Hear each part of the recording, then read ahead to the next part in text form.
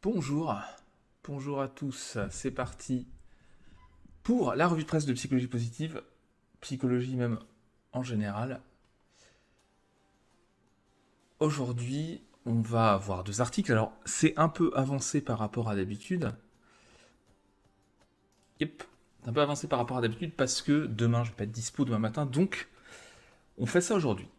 On fait ça aujourd'hui et on va regarder deux articles, et on fait ça aujourd'hui en plus un peu plus tard dans la matinée. Voilà, donc on va regarder deux articles aujourd'hui que je vais vous présenter tout de suite. Alors le principe c'est toujours pareil, hein, de regarder un petit peu ce qui a été publié en psychologie positive et des fois je fais un peu des écarts en psychologie en général dès que c'est quelque chose qui relève de trucs intéressants qu'on peut utiliser, mobiliser pour d'autres domaines. Tac. Et donc, euh, et donc aujourd'hui on va voir deux articles. Alors quels sont ces articles? Premier article, un article de la revue Frontiers in Psychology, donc cet article, il parle de l'amitié chez les adultes et du bien-être. Voilà. Ça, c'est un premier article qu'on va regarder. Un article de recherche aujourd'hui. On est sur des articles de recherche. Et last but not least, deuxième article qu'on va traiter aujourd'hui qui n'a pas de lien direct avec la psychologie positive, mais qui est intéressant, c'est un article sur les bénéfices du gaming en loisir. Voilà. Donc là aussi, pas mal de choses à dire. Vous voyez un article assez intéressant qui en fait fait un peu le tour, c'est un peu une revue de ce qu'on sait sur le sujet. Bon.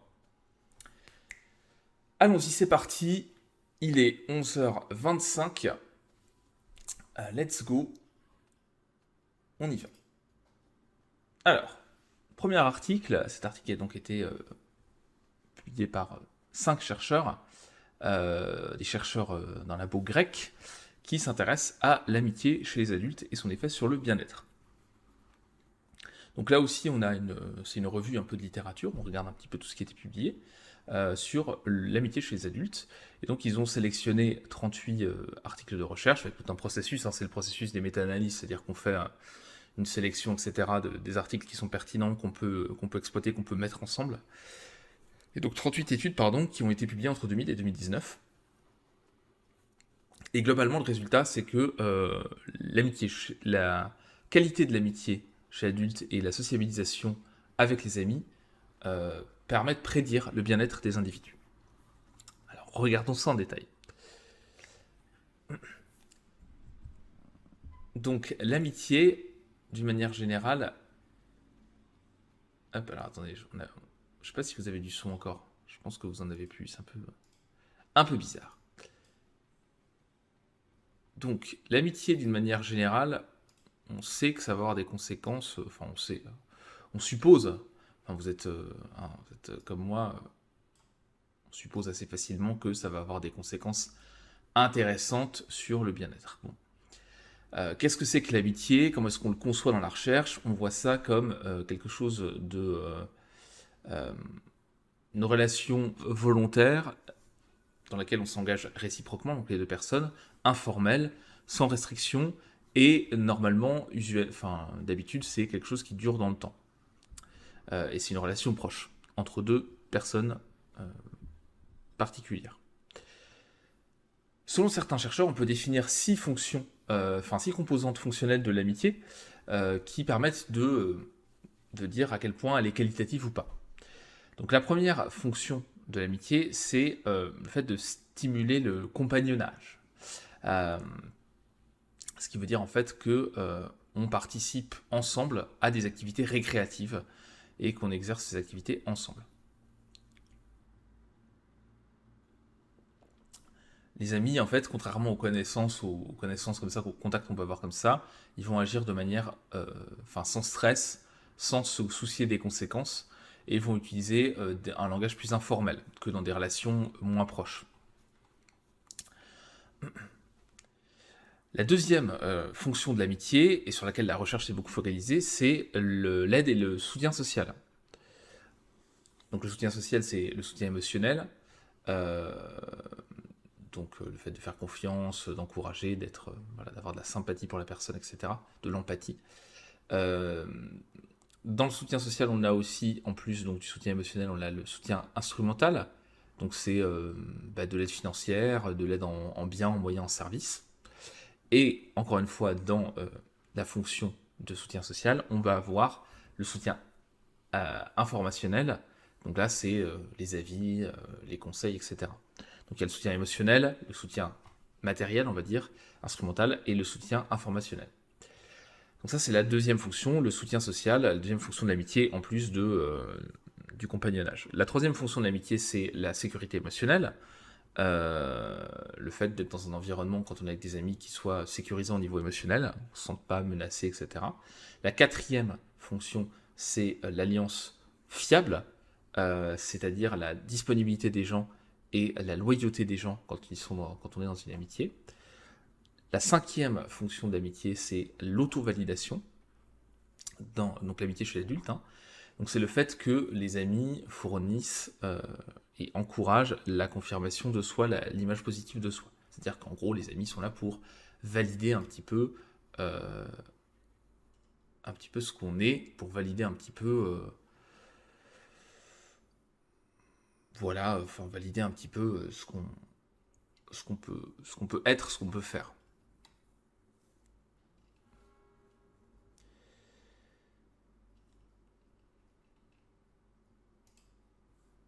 Ok. Sixième fonction, l'intimité. Et ça, c'est le côté où on va se dévoiler, se découvrir. Oula, pardon, je coupe le téléphone pour éviter les notifs. Voilà. Donc l'intimité, le fait de se dévoiler, etc., d'être libre, honnête, d'exprimer ses sentiments, etc. Donc on a six fonctions de l'amitié chez l'adulte. Donc le fait de faire des choses ensemble, en fait, de stimuler le compagnonnage, hein, le soutien social, la sécurité émotionnelle, le fait d'être, enfin la loyauté, on va dire, pour faire simple, l'auto-validation et l'intimité. Bon. Voilà pour les fonctions de l'amitié chez l'adulte. Alors la plupart des individus, qu'est-ce qu'ils font? Ils maintiennent à l'âge adulte un petit réseau d'amis proches et à long terme. C'est pas le cas de tout le monde, mais pour la plupart des individus, on va avoir quelques amis identifiés qu'on garde à long terme. Euh, et les individus font très bien la distinction, et toujours la distinction, entre les meilleurs amis, les amis proches, on va dire l'ami le plus proche, le deuxième ami le plus proche, et etc. etc. En fait, on arrive très bien à distinguer les cercles d'amis quand on doit le définir, quand on nous pose la question, on sait très bien classer en termes de proximité les amis qu'on a. Ça, c'est le premier concept, donc l'amitié, on l'a défini ici. Deuxième concept, c'est le bien-être. Donc le bien-être, c'est pareil, c'est un concept multifactoriel. Euh, on a des manières de le mesurer comme la satisfaction dans la vie, le sens dans la vie, l'absence d'éléments négatifs, ou la faible présence d'émotions négatives, par exemple. Euh, on a des aspects hédoniques, des aspects eudémoniques. Donc les aspects hédoniques, c'est tout ce qui va être plaisir. Les aspects eudémoniques, c'est tout ce qui va être sens. Et puis on va pouvoir définir un bien-être subjectif, personnel, un bien-être psychologique, un bien-être social et un bien-être global. Alors là, les auteurs, ils ont décidé d'utiliser le modèle PERMA pour un petit peu classer les choses. Le modèle PERMA, c'est un modèle qui a été élaboré notamment par Seligman et qui contient plusieurs éléments. Donc on a d'abord, donc le P de PERMA, c'est les émotions positives. Euh, donc ça, c'est une composante du bien-être. Les émotions positives, en général, ça favorise la créativité, l'ouverture aux expériences, etc. Et évidemment le bien-être. Euh, Ensuite, on a l'engagement, le E de PERMA. Donc c'est le fait d'être présent psychologiquement, d'être investi dans quelque chose. C'est tout ce qui va être notion de flow, notamment, un engagement. Ensuite, on a le R, c'est relation. Donc tout ce qui va être l'aspect relationnel avec les familles, avec la famille, pardon, avec les amis, dans le couple, etc. Ensuite, on a le M qui signifie meaning, donc sens en français. Donc c'est tout ce qui va donner du sens, de la cohérence, un but, oui, du sens aux individus. Et enfin, on a le A qui correspond à accomplissement, donc les réalisations.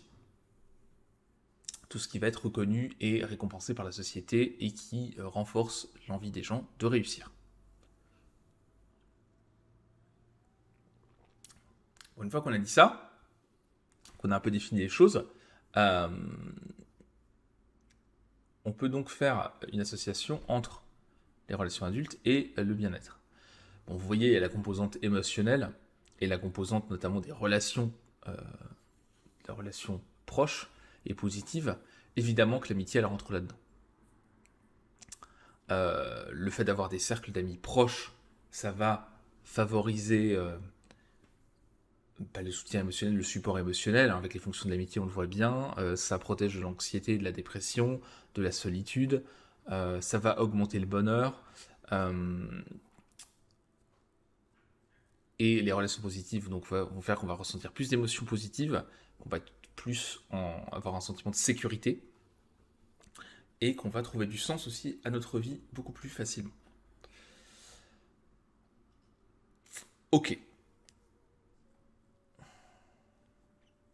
Et donc, bon, les amitiés, là, on le voit déjà, hein, qu'il y a un lien entre le bien-être.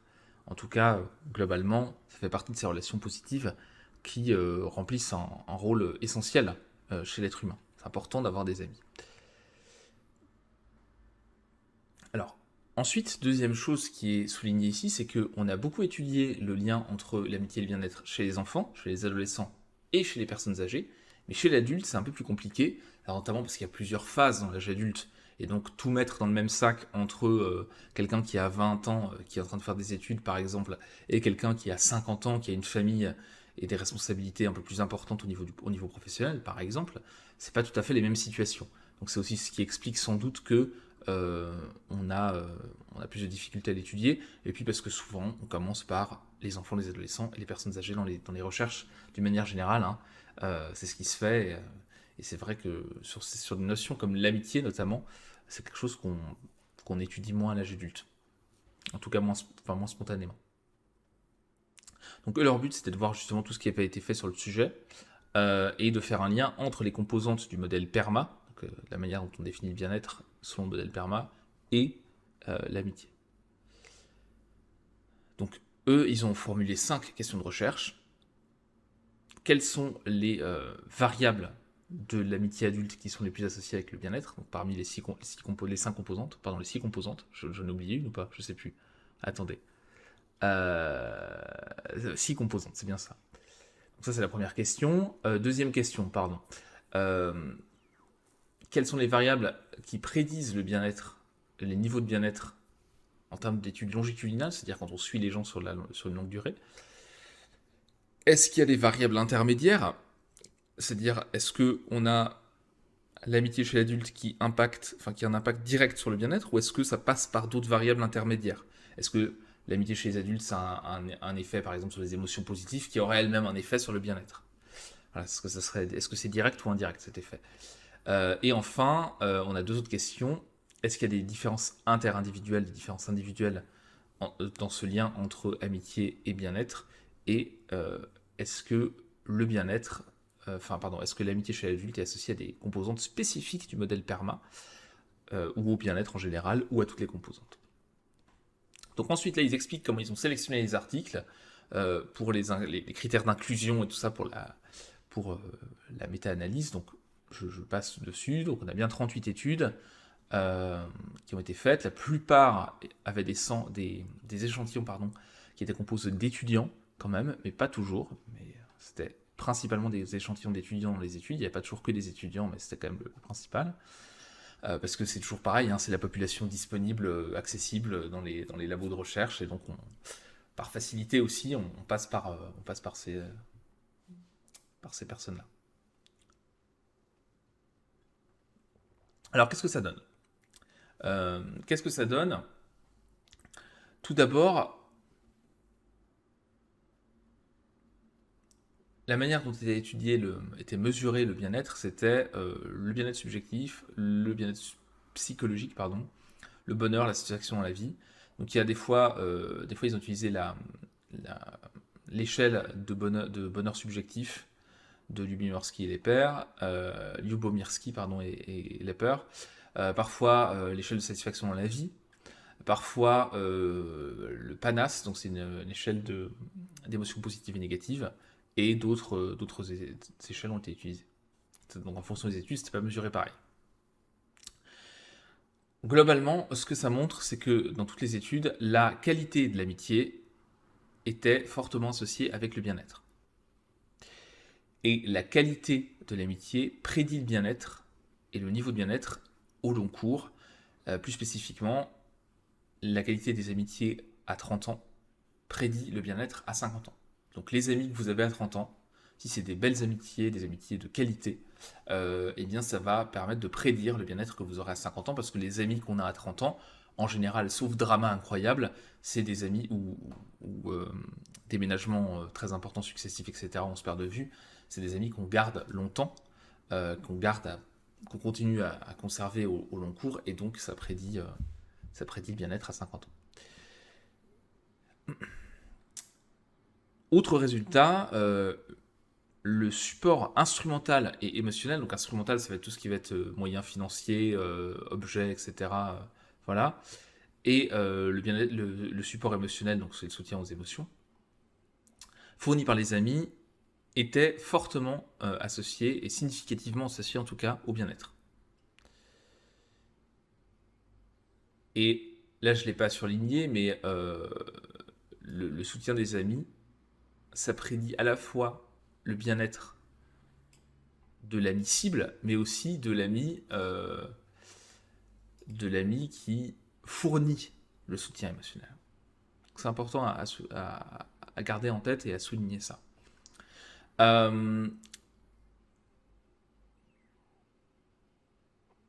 niveau sociabilisation, le temps qu'on passe avec les amis, c'est aussi associé au bien-être. Plus on passe du temps avec les amis, plus on va avoir un bien-être élevé. Et ça prédit le temps qu'on passe avec les amis, le bien-être 6 mois plus tard, jusqu'à même 12 ans plus tard. Donc c'est quand même assez important. Donc on voit que la qualité des amitiés, le temps passé et la quantité en fait de temps passé avec les amis, ça prédit quand même le bonheur à long terme. Parce que c'est vrai que souvent, il y a beaucoup d'études sur les couples, il y a beaucoup d'études sur les relations amoureuses, mais les amitiés, et c'est ce dont on avait déjà parlé, hein, c'est ce qu'on a dans ce livre-là, qu'il faut que je finisse d'ailleurs, Platonique, de Marisa Franco, qui étudie justement le sujet, qui parle de l'amitié, et qui dit que l'amitié, c'est quelque chose, effectivement, chez l'adulte, qui est sous-valorisé, sous-étudié par rapport à l'amour, relation amoureuse. Et donc, et pourtant, ça a des conséquences, comme on le voit là, qui sont hyper fortes sur le bien-être. Bon. Donc, qu'est-ce qu'on peut dire? Le bien-être est associé aussi au nombre d'amis. Le fait d'avoir un réseau large et bien intégré, c'est-à-dire interpénétré, où les amis sont en contact les uns avec les autres aussi, donc un fort réseau d'amis, c'est une source de bien-être chez les adultes.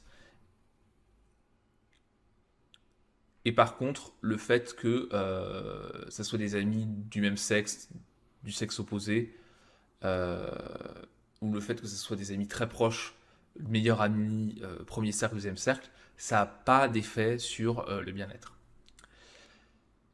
Et si on reprend les 6 variables de l'amitié, les 6 composantes, eh ben, elles ont un effet de médiation entre le bien-être et l'amitié et le bien-être. Donc on a 6 variables qui permettent d'expliquer le lien entre, l'impact de l'amitié sur le bien-être. Ça va être la durabilité, euh, l'entretien des amitiés, euh, le fait de sentir que dans l'amitié on compte pour l'autre, euh, le fait dans l'amitié d'estimer qu'on va avoir quelque chose d'unique, qu'on apporte quelque chose de bien précis. Et puis la qualité de l'amitié,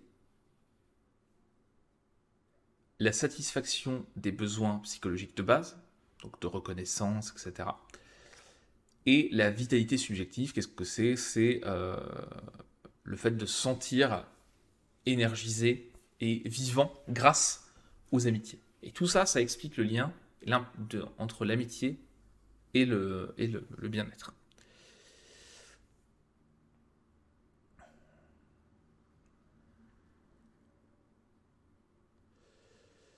Euh, Quasiment dans toutes les études, effectivement, on utilise le PANAS, donc la mesure des émotions positives et négatives. Euh, et là où on a des résultats contradictoires, c'est entre le lien entre les émotions positives, le bien-être et les amitiés. Euh,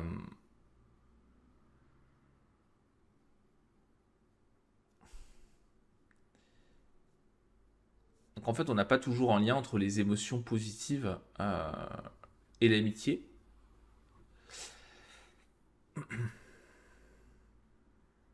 C'est-à-dire qu'on n'a pas toujours une corrélation forte entre les émotions positives et l'amitié. Bon, après, tout dépend. Là, effectivement, on avait cette échelle de mesure. Là, je ne sais pas exactement comment ça a été mesuré dans les différentes études. Euh, mais en tout cas, c'est pas les émotions positives qui expliquent forcément le côté bien-être de l'amitié. Ça peut aussi être le fait d'avoir un soutien, enfin, je veux dire, partager des émotions négatives et donc c'est pas aussi simple que ça. En fait, l'amitié, c'est pas que du bonheur, que des émotions positives en permanence. En fait, c'est ce que ça nous dit en tout cas, c'est que c'est que c'est pas aussi clair que ça. Il n'y a pas toujours un lien entre les émotions positives, l'amitié et le bien-être. Donc, euh, donc voilà. Euh,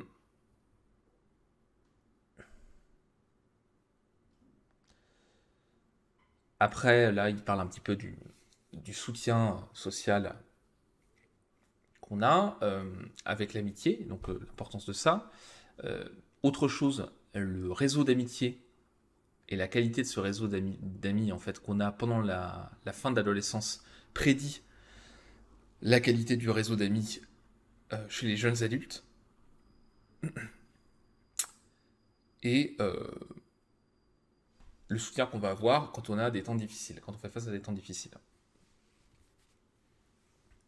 Le fait aussi d'avoir des activités conjointes avec des amis pendant l'adolescence prédit le soutien qu'on aura des amis pendant l'âge adulte, enfin à l'âge adulte.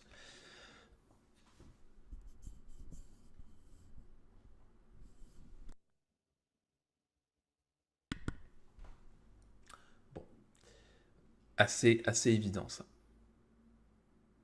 Bon, l'amitié chez l'adulte, enfin les amitiés à l'âge adulte sont un indicateur d'une vie sociale bien développée. Bon, c'est assez évident, mais j'ai presque envie de dire que c'est un peu la même chose, donc c'est normal. Là, je prends aussi des extraits, c'est pour ça que voilà, il n'y a pas tout le développement avant. Euh,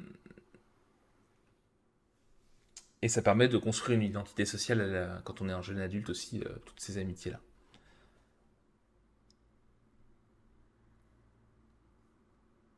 Et quand on a une perception de la générosité de ses amis dans une relation, on fait des efforts pour renforcer ce lien avec les amis et se dévoiler aussi auprès des amis. Donc tout ça, c'est un cercle vertueux. Donc en général, les conclusions de cet article, qu'est-ce que ça donne? Ça dit que en général, euh, les amitiés chez l'adulte sont corrélées avec le bien-être et toutes les composantes de l'amitié et toutes les composantes du bien-être euh, sont liées entre elles. C'est ça, entre elles, les composantes. Euh, Par rapport à la première question de recherche qu'ils ont formulée, ils ont trouvé que donc l'amitié chez les adultes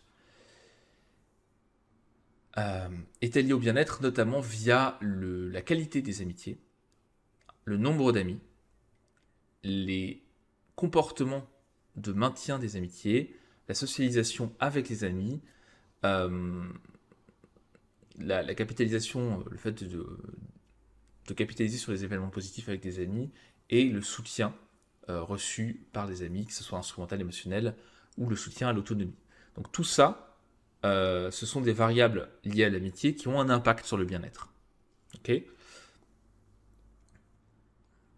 Et ce qui prédit l'amitié, enfin le bien-être à long terme, quand on parle d'amitié, c'est la qualité de l'amitié et la socialisation avec les amis, c'est-à-dire le fait de passer du temps avec les amis.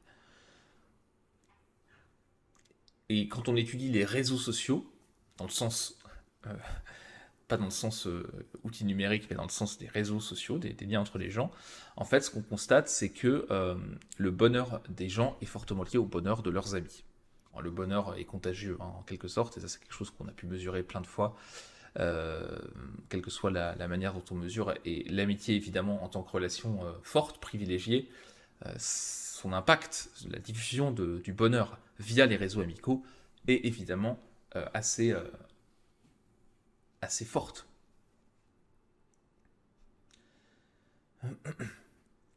Donc ensuite, qu'est-ce qui explique, qu'est-ce qui est intermédiaire entre juste l'amitié et le bien-être, qu'est-ce qui fait que l'amitié a un effet sur le bien-être?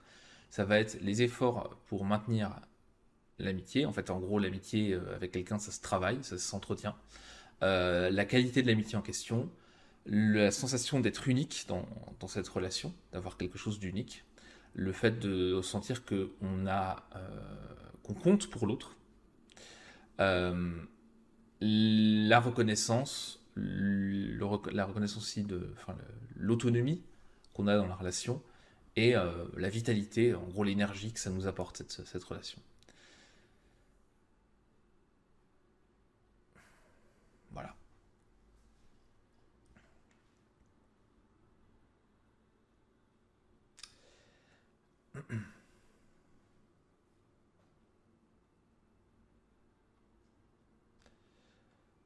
On a un effet de pas mal de variables liées à l'amitié sur les émotions positives. Je ne vais pas répéter ce que j'ai déjà évoqué en regardant l'article avant.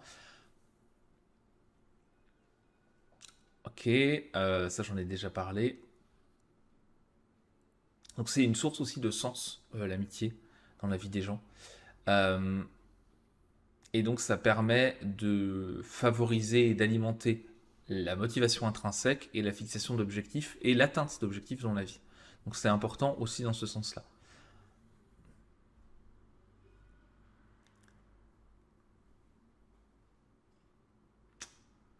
Donc qu'est-ce que ça donne comme conséquence concrète? Euh, Ce que nous disent les auteurs, c'est que en gros, toutes les personnes qui sont dans le soin, dans l'accompagnement des gens, que ce soit les psychologues, les psychothérapeutes, les coachs, euh, peuvent utiliser les résultats de cette étude pour mettre en place des actions qui vont favoriser euh, l'amitié à l'âge adulte. Et si on veut travailler sur l'éducation positive à l'école, euh, une des manières importantes, un des vecteurs importants de favoriser l'éducation positive, c'est de mettre en place des actions qui permettent aux enfants, aux adolescents, de développer des amitiés de qualité,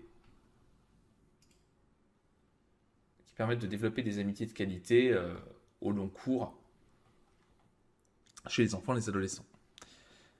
Même chose à l'âge adulte, on va dire chez les étudiants, en fait. Et au travail aussi, ça peut être intéressant de favoriser les relations positives, les amitiés. Alors, qui dit amitié au travail dit pas forcément devenir meilleur pote avec son collègue de bureau ou sa collègue de bureau, mais en tout cas, créer un environnement amical, même si c'est des amitiés, on va dire, pas superficielles, mais de deuxième ou de troisième rang en termes de proximité, ça va quand même augmenter la satisfaction au travail, l'engagement et la productivité. Donc aussi dans le cadre, on va dire, professionnel, le fait de favoriser le côté amical, ça permet de favoriser la productivité au travail et l'épanouissement au travail, la satisfaction au travail. Et donc faire baisser le turnover, etc. Euh, Si vous avez la chance de travailler avec des collègues qui sont aussi des amis, soit parce qu'ils le sont devenus au travail, soit parce qu'ils l'étaient avant, c'est pas du tout la même chose que de travailler dans un environnement où vous êtes courtois avec les gens, mais vous n'êtes pas forcément proche. C'est pas du tout la même chose. Donc c'est aussi intéressant de ce point de vue-là.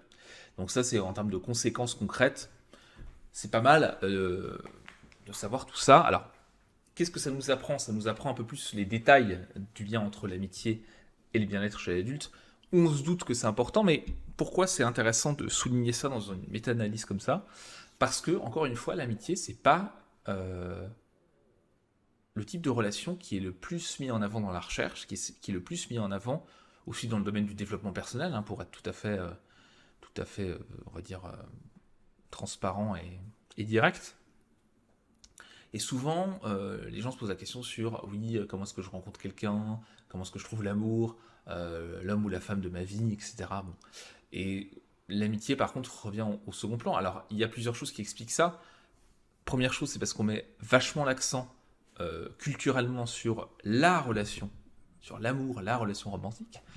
Et aussi, deuxièmement, parce que la plupart des gens, en fait, on va dire, ont un cercle amical euh, plus ou moins fonctionnel, plus ou moins dysfonctionnel, mais en général, les gens arrivent à avoir des amis. Mais ce qu'on a pu constater, et j'en ai parlé dans une précédente revue de psychologie positive sur notamment l'amitié à l'âge adulte, notamment chez les hommes, où ça baisse fortement aux États-Unis, le nombre d'amis que les hommes adultes ont, etc.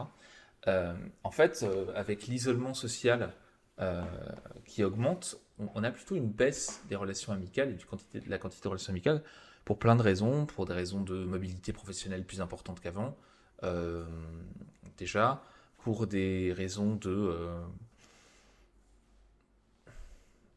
c'était la fameuse grande flemme qu'on avait post-Covid, là, en tout cas ça avait été titré comme ça, le fait que les gens sortent moins, etc.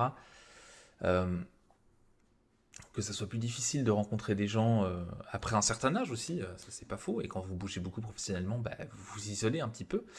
Donc, en fait, c'est une vraie question, et ça devient une vraie question à une époque où euh, on vivait toute sa vie au même endroit, les amis, on les conservait plus facilement, les relations toxiques aussi d'ailleurs, mais bon, voilà, et donc on se posait peut-être moins ces questions-là.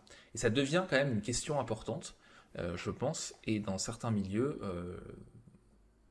l'amitié et la baisse pardon, des amitiés et des relations qualitatives, c'est une vraie question. Donc ça devient un vrai sujet d'étude qui était négligé pour plein de raisons et qui devient important, pas seulement parce qu'il était un peu négligé et que ça a un impact de toute façon quoi qu'il arrive sur le bien-être, mais aussi parce que ça devient un... C'est un peu comme le célibat hein, qui augmente au-delà d'un certain âge. Les gens sont de plus en plus célibataires, enfin il y a de plus en plus de célibataires adultes au-delà de 30 ans. Même chose au niveau de l'isolement social. On a de plus en plus de cas de gens qui sont isolés socialement. Donc ça devient aussi une vraie question sociétale. Donc un vrai sujet. Voilà ce qu'on pouvait dire, enfin ce que je pouvais dire là comme ça ce matin sur cette méta-analyse, donc qui a été publiée assez récemment, hein, qui date du 24 janvier. Je vous avoue que cette semaine c'était un peu compliqué de trouver des articles, il n'y avait pas grand chose, alors j'essaye d'élargir un petit peu mon spectre de revues et de magazines basés sur la recherche qui vont publier des choses toutes les semaines. Mais voilà, en tout cas c'est un sujet intéressant, ça reste un article récent hein, qui a un peu plus de 2 mois. Euh, et donc voilà, je voulais en parler aujourd'hui. Deuxième article, on passe à la suite. Deuxième article un petit peu plus hors psychologie positive, lié aux jeux vidéo. Les bénéfices du gaming de loisirs. Alors, l'étude, pour être tout à fait claire, est publiée dans une petite revue qui a l'air pas hyper carré, mais c'est aussi un peu une... Alors c'est plutôt une revue qu'une méta-analyse, une revue de littérature qu'une méta-analyse. Elle reste intéressante parce que toutes les études qui sont citées, par contre, sont des études qui sont sérieuses, voilà, qui sont bien cadrées. Donc, euh, donc ça me paraissait intéressant quand même d'en parler. En plus, ça parle de jeux vidéo, donc let's go. Mais par rapport à la publication au magazine en question, enfin la revue pardon scientifique en question, bon, on est sur quelque chose de plutôt petite revue, voilà, orientée e-sport en plus. Hein. Donc bon, ça reste un micro truc, pas forcément méga enfin, ou en tout cas on peut douter un peu du côté carré du truc. Là où c'est intéressant, c'est comme c'est une étude, une revue, et que c'est pas une étude en tant que telle. Bon, euh, c'est plus un résumé intéressant qu'une étude innovante. Mais c'est quand même intéressant. Donc là, les auteurs, ce qu'ils ont fait, c'est qu'ils ont regardé 46 articles sur les effets du jeu vidéo de manière récréative, donc de loisir.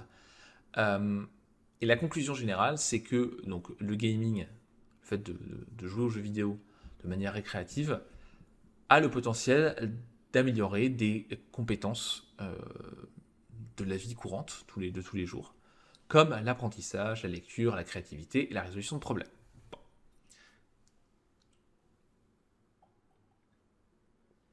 Autre élément important par contre, c'est qu'il faut de la modération. Pour avoir ces bénéfices-là, il ne faut pas tomber dans l'excès.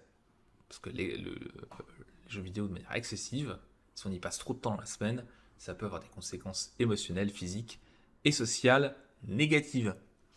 Le jeu vidéo n'est pas problématique, comme toute activité, c'est l'excès le problème. Ça, c'était assez évident, mais c'est toujours bien de le rappeler, parce que c'est pas évident pour tout le monde. Donc là, au début, il cite des études assez anciennes, 86, 93, sur le fait que les jeux vidéo avaient un effet négatif, antisocial, promotion de la violence, etc. Des études plus récentes, 2012-2020, ont montré que le fait de passer un temps excessif sur les jeux vidéo pour échapper à des situations ou à des situations difficiles, des émotions négatives, pour atteindre un statut ou répondre à des besoins, genre des pressions de groupe, et bien tout ça, ça a un effet négatif sur les individus. Donc ça peut être de la désocialisation, au fait de négliger ses propres besoins, etc. Et ça, c'est quand on est dans l'excès. Donc là c'était en général, avant, après on dit, en fait, c'est quand il y a un excès. Et puis, on a des études plus récentes qui montrent tous les effets positifs. Je ne l'ai pas surligné ici, parce qu'on le détaille après. Quand en fait, on est modéré dans sa pratique du jeu vidéo, ça a plein d'effets positifs. Et donc ici, le but de cette étude, c'était d'explorer ça et de résumer un petit peu les effets positifs et les effets tout court d'ailleurs du gaming récréatif sur les individus. Tout ça pour identifier les meilleures pratiques et limiter les effets négatifs, indésirés et indésirables potentiels. Donc ici, il parle de jouer aux jeux vidéo de manière non professionnelle. Voilà. Donc c'est-à-dire que vous faites pas de l'e-sport, quoi. Vous n'êtes pas pro-gamer. Donc ils ont pris des études de 86 à 2020. Donc un beau 34 ans de recherche. Et ils ont exclu évidemment tout ce qui était lié aux jeux de plateau, à tout ce qui va être physique, les activités physiques liées aux jeux sérieux, à la gamification, et tout ça, ils l'ont exclu, parce que c'était vraiment le gaming jeu vidéo. Alors, qu'est-ce qu'on a comme résultat? Au niveau émotionnel d'abord. Au niveau émotionnel, on peut avoir des émotions positives intenses grâce aux jeux vidéo, et ça peut aider à construire tout ça, des émotions positives, en tout cas des relations sociales qui peuvent, et puis ces émotions positives, elles peuvent aider à atteindre des objectifs, à gérer les difficultés, à compenser les émotions négatives, à motiver, et ça participe aussi au bien-être. Bon. Ensuite, qu'est-ce qu'on a d'autre? On peut avoir un apprentissage de la régulation émotionnelle aussi avec les jeux vidéo. Donc ça peut être intéressant. Et donc on va entraîner ces stratégies-là. Quand on joue aux jeux vidéo, on peut atteindre un état de flow aussi, donc un état d'absorption où on perd la notion du temps, on est complètement en train d'exercer des compétences élevées avec un défi élevé. Donc ça, c'est quelque chose qui est important, cet engagement-là, cette sensation de flow dans l'épanouissement personnel. Donc, et dans un environnement d'apprentissage, les jeux vidéo peuvent orienter vers l'atteinte d'objectifs. Ça peut augmenter aussi l'estime de soi. Enfin, en gros, pardon, c'est pas les jeux vidéo directement, c'est les jeux vidéo via le fait que ça provoque le flow. Ne disons pas de bêtises. Donc, quand on joue plus de 10 heures par semaine, il peut y avoir des sentiments, des émotions problématiques de manière modérée, mais quand même, comme l'anxiété, l'insomnie, des problèmes sociaux, voire des troubles musculo-squelettiques. Ça augmente la fréquence de ça, de manière modérée d'abord, et après tout dépend à quel point on dépasse ces 10 heures de jeu par semaine.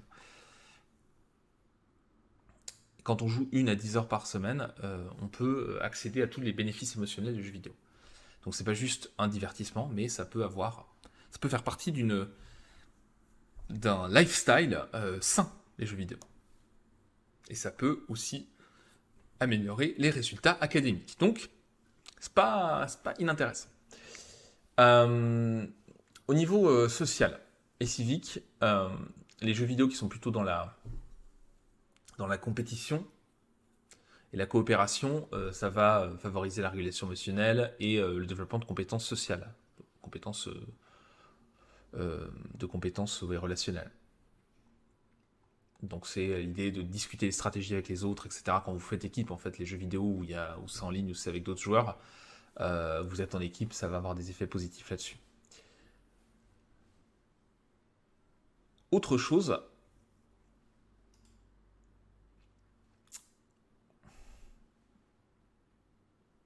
ça va favoriser aussi les comportements prosociaux quand vous jouez en équipe. Donc si c'est de la coopération et pas de la compétition en permanence, évidemment. Si c'est que de la compétition sans coopération, pas forcément. Mais voilà, ça permet de développer en fait des compétences de communication, des compétences sociales.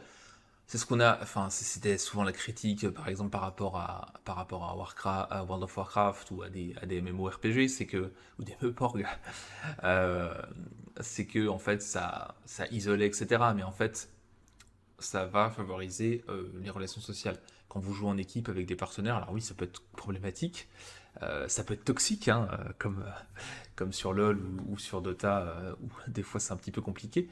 Mais quand vous jouez avec des vrais gens régulièrement, ça va avoir quand même un effet positif sur les relations sociales. Et par rapport au côté civique, donc au côté citoyen, quand les jeux vidéo ont un côté civique, citoyen dans leurs expériences, donc Civilization, Madden, World of Warcraft, les Sims,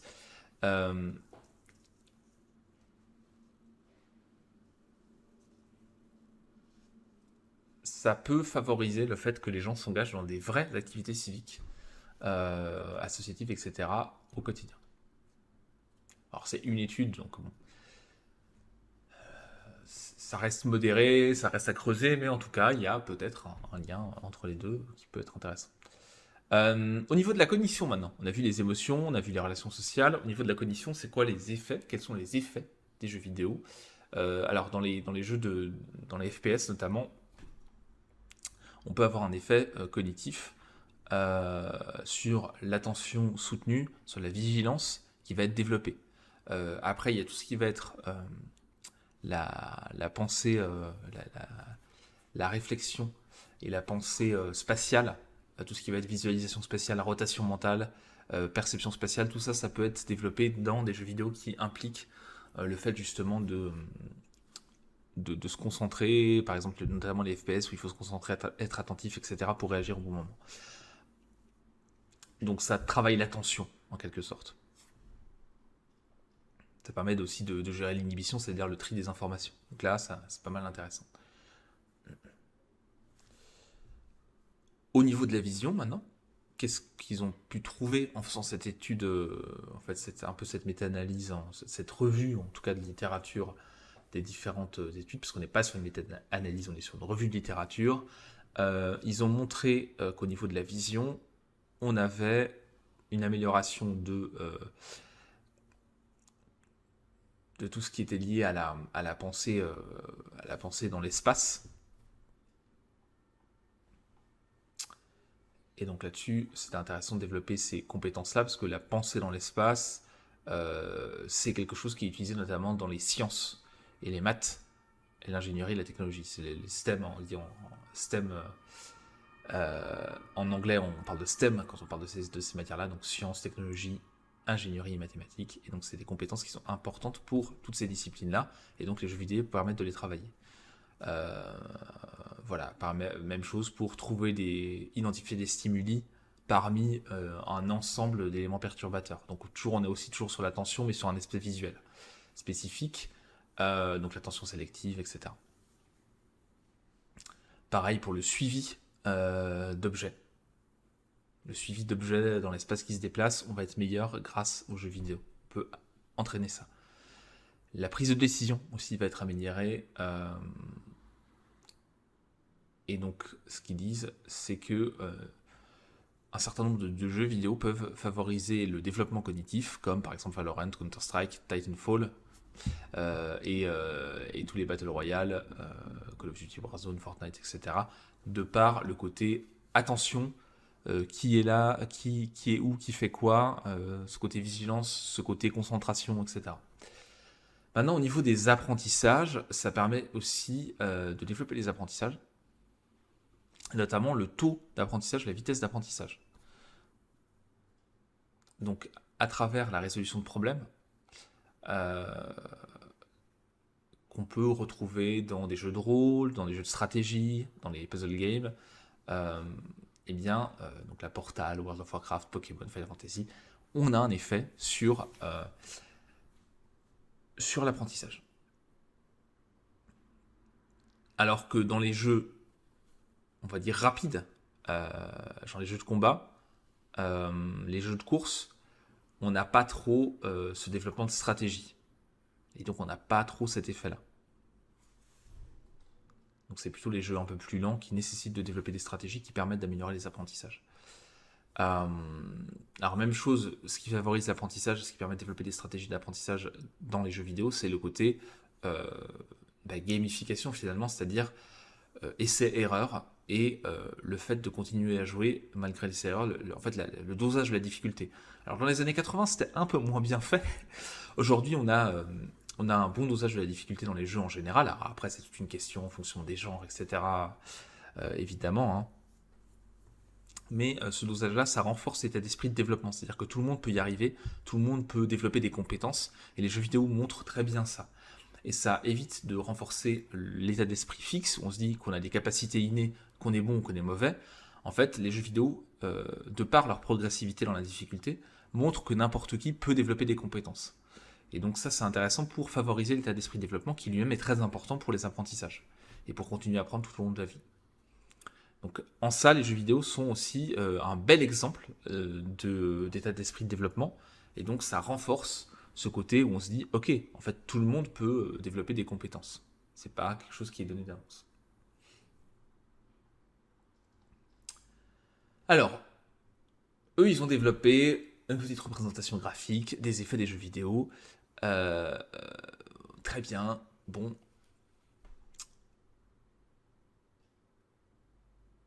Et plus on est à l'extérieur, plus on est sur des compétences de la vie réelle, en dehors des jeux vidéo, plus on est à l'intérieur, plus c'est des choses qui sont développées directement et qui sont actives directement dans les jeux vidéo.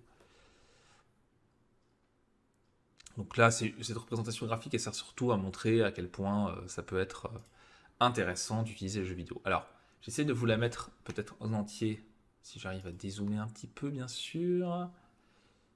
Voilà, je sais pas si vous voyez, on voit quasiment tout là. En fait, ça n'a aucun effet sur ce que vous voyez. Ah si, quand même. Voilà, on va y arriver. Alors, là, vous voyez tout. Très bien. Donc, on a plusieurs effets des jeux vidéo, l'effet social, l'effet émotionnel, la vision, la cognition, en sachant que là, ils ont séparé parce qu'il y avait vraiment un truc spécifique à la vision, mais ça rentre dans la cognition. Et vous voyez, en fait, toutes les conséquences qu'on a des jeux vidéo, donc la pensée, le raisonnement spatial, avec la rotation mentale, la visualisation, la perception spatiale. Donc là, c'est toutes les matières scientifiques qui peuvent être touchées par ces compétences-là, qui mobilisent ces compétences qui peuvent être développées dans le jeu vidéo. On a tout ce qui va être lié à l'attention, le côté état d'esprit de croissance ou de développement, la pensée créative, tout dépend des jeux vidéo en question, après auxquels on joue, hein, bien sûr. L'attention soutenue, le span, donc le... Merde, comment on dit comment dire, la capacité attentionnelle, tout simplement, la vigilance, la réflexion et la capacité à résoudre des problèmes, donc élaborer des plans, évaluer des stratégies, mettre en place des objectifs, explorer des options, récolter de l'information, etc. Tout ça sont des choses qui sont développées dans les jeux vidéo. Alors évidemment, en fonction du style de jeu, ça va plutôt être d'un côté ici ou de l'autre. Conséquences négatives ici, l'insomnie, l'anxiété si on va trop loin. Pareil ici, les complications musculo-squelettiques, le canal carpien, le fameux, hein. Il y a plein d'autres choses. Ça, c'est d'éventuelles complications quand on va trop loin. Au niveau social, on peut avoir aussi des conséquences négatives, hein, l'isolement, le fait de négliger certaines priorités. Donc là, c'est vraiment un côté négatif, mais en positif, quand on tombe dans l'excès, on peut développer des compétences sociales et des comportements civiques, l'implication, la communication, l'inclusion, le soutien, la collaboration, etc. Au niveau émotionnel, ça peut favoriser le bonheur, l'estime de soi, la fierté, la sensation de contrôle, la relaxation et donc la motivation, et la régulation émotionnelle aussi, l'acceptation, la reconsidération, le fait de considérer sous un autre angle les choses, le fait de résoudre des problèmes émotionnels. Et au niveau de la vision, on a plusieurs choses. Donc la résolution spatiale, la sensibilité au contraste, donc la lecture éventuellement. On pourrait parler des langues étrangères, hein. Combien de personnes ont appris l'anglais, notamment, ont développé leur anglais aussi grâce aux jeux vidéo qui n'étaient pas traduits, ça arrive, hein. Donc la résolution spatiale, l'acuité visuelle, le fait de suivre des éléments